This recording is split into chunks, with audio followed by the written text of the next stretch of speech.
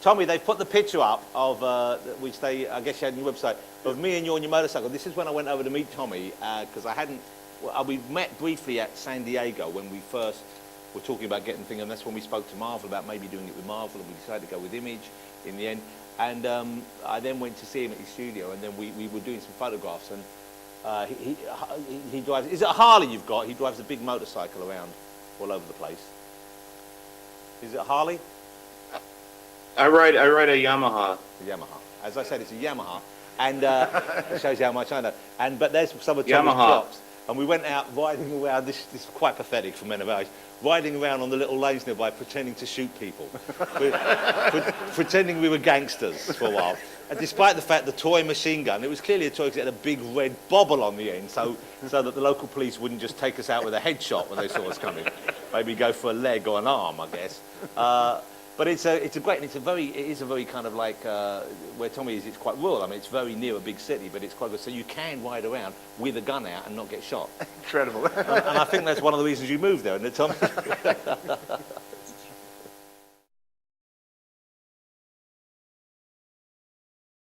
What's so easy, I suppose, for all of us now, working today in any country like this, is you've got the internet.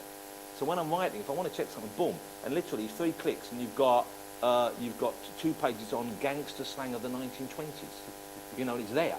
And then you can just do a little bit more cross-reference and see the ones that, like the book 4 begins with a sequence which intercuts between, I don't spoil it for anyone, but hopefully it's won't too much, between Gregory, who's the good Strigoli guy, who's with Susie, who by that time have become quite close, and they're quite intimate with each other. So we're cutting from that to Pete, who's now more or less Strigoli, torturing someone in the basement, with the brother feeding on humans and some of the other vampires and back. So it's kind of nice. And in my mind, if it was a movie, it'd be cut to music. So I did some research to find songs which were in the charts that year that would have been played on the radio in 1929, February 29. And the one that made perfect sense, which was perfect for that, was Making Whoopee. So we used the lyrics to Making Whoopee over this secret, which is coming out of a radiogram in her room. And I think it works, but it's easy to do these days, because way back, even 15 years ago, you wanted to find out what was in the charts in 1929, you had to get off your backside and go to a library, you know, or phone a really old person. And I'm not allowed to do that because I've got form. So, so thank you. I'm not allowed. My wife takes the phone from me and slams it down.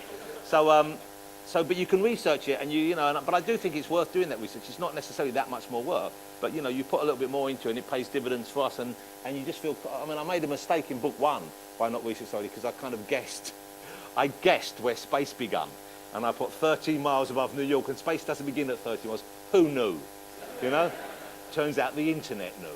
So I should have given it about another 6. So they want us to move on. Hey, before we go outside, Tommy, I want to tell everyone this story. Before we go, though, we should say thank you to Tommy because he really wanted to be there, and I know he really wrestled with the decision. But the reason he decided not to come was so that he can keep the books on more or less on schedule, so that 4 will be out quicker than the wait you had for 3 and 5 after that. So I know people are disappointed he wasn't here, but I think it was the right choice really for us, certainly, and hopefully for you if you're a fan of the book. But obviously we've woke him up early and got him out of bed with a hangover to be here. So if you join me in saying thank you to Tommy for...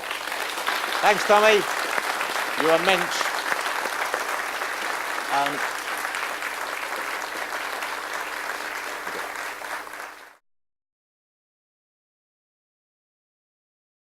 Tommy Lee, ladies and gentlemen. Tommy Lee. Thank you, Tommy.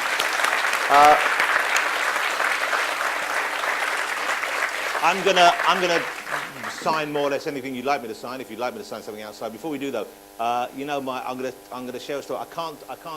We got any X-Men fans here? Okay, you know what my wife's doing at the moment? What, literally at the moment? She's written the script for X-Men First Class, and it was a tough thing to do because the politics of it is that Fox have to have this movie out by a certain date next year, or else the franchise rights go back to Marvel. So there will be a movie out on that day next year, even if part of it is stickmen fighting each other in animation. And so she had a real tough job doing that. She works with Matthew Vaughn, and I think the script, from what I've seen of it now, looks great, and everyone's very happy with it. And I've been down to the set a few times, but I'm not allowed to talk about it, obviously. But I thought you would like one story, being which is because Matthew Vaughn, who I'm very fond of, is a really lovely guy, and I think he's a very talented director as well. He's a really good, decent, straightforward guy, and very good friend as well. and I might be involved in business, but occasionally I go down there not for the film. I go there occasionally play tennis with him in the morning, which drives everyone mad because you've got studio people waiting for him and he's playing tennis with me down the road, you know. And admittedly, it's why they're setting up shots he's not really needed. So I've been down there a couple of times. And he said, come on, he speaks like this, come on down to the set, come on over, see what we're doing. It's exactly how he speaks. And so I said, okay, and I'd already had, I'm always trying to get my name on the credits for the movies, and they won't let me. And I help out a little bit. I'll say, do this, and I'm trying to get him to put names in the film, drive my wife mad. I went down and said, you've got to have a character called Werner Roth. You've got to have a character called Werner Roth, who, if any of you know, was a very, very unsuccessful X-Men artist for about 10 years in the period when no one was buying them. And of course, there's no character called Werner Roth. She has put one character in for me, but I can't tell you what that is. But anyway, so I said to Matthew was moaning on the phone to her that because it's set in the early 60s, it's at 61 or 62, and they've got some good-looking women in it, and there's a lingerie scene involving Emma Frost, who of course is known for not wearing many clothes, as seems to be most women in comics. And he had Emma Frost, but he was moaning to my wife that lingerie in the 60s wasn't sexy and any good. And I said, he doesn't know what he's talking about. Please, God, give me the credit on the film, lingerie consultant. Okay? I said, let me be the lingerie consultant. I said, I'll make myself available any time, day and night, come down for fittings, for design. I'll find some lingerie for the women to wear in the film. So, stupidly, he thought I was joking. I didn't get the post. But I was down there and he said, come down, we're filming today with January Jones. She's in lingerie. I said, good, finally, my role.